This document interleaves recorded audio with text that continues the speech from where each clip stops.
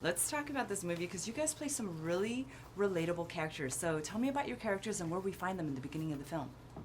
You find me, Buster Moon, at the opening of the film, seeing where he fell in love with the theater when he was a very young boy, and where his dream became, that's what I'm going to do. And then you meet him at a time when the theater is going kaput. He hasn't had any successful shows. The theater's going to close down. He's got to come up with some brilliant idea to pull it off to keep the theater open. And where do we find your theater?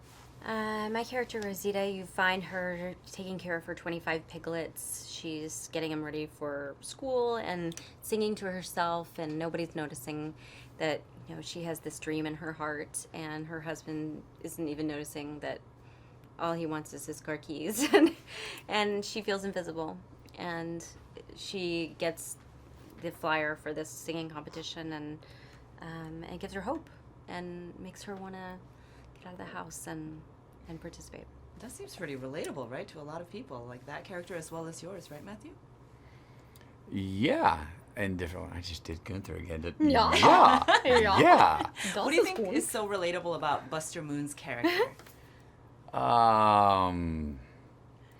Look, there's a lot of things, and I know I've gotten some things done in my life by being delusionally optimistic and just overpowering my obstacles to just go through it and go, no, it's going to happen, it's happening, and yes, the word yes is a great word for getting things done.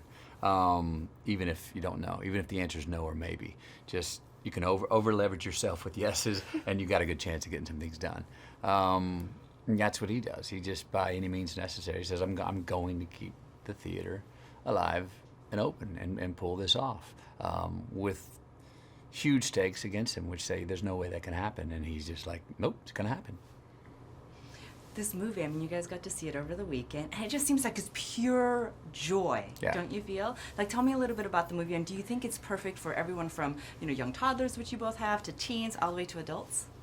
Yeah, I think the film has great characters that really teenagers can relate to, grandparents can see themselves on film, and I think it's a real joyful experience, and I think it really validates that idea that family is everything. And no matter where you find it, even these group of disparate singers who, for any other reason, would probably never know each other, become a family at the end. It's unanimous in that way.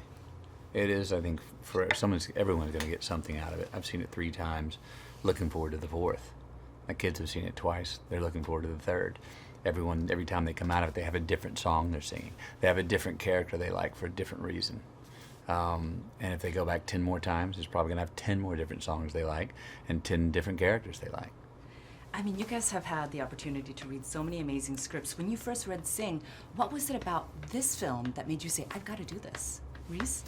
Well, I love, you know, all the work that Illumination, the films they've created. They play in my household constantly with the Minion movies or The Secret Life of Pets. And I think the love of character and the character journey is what really drew me to wanting to work on this project. And, you know, you just know you're going to be part of a really quality film where they really think about how the characters change each other's lives. And even the little moments of how we hug each other, support each other, or, you know, the director, Garth Jennings, would just thought about every little detail. Yeah, for me, I mean, koala bear salesman named Buster Moon. My imagination was running, and I was sort of in. And last question, I've got to know, now that you've sung all of these great songs and put so much heart into it, when you go and sing karaoke, what do you rock out to? Reese? Probably, I like, is that Proud Mary? Proud Mary? Yeah, like Proud Mary Creedence. Yeah, Creedence. Proud Mary. Clearwater Revival. Oh yeah, Creedence Clearwater Revival. C R. Come on. Come on. John Mellencamp, Pink Houses. Hello, it's Valerie here. For all you Harry Potter fans, did you know that Daniel Radcliffe went through 160 pairs of prop glasses filming the series? Yeah, I swear. For this and more movie facts, click on more videos.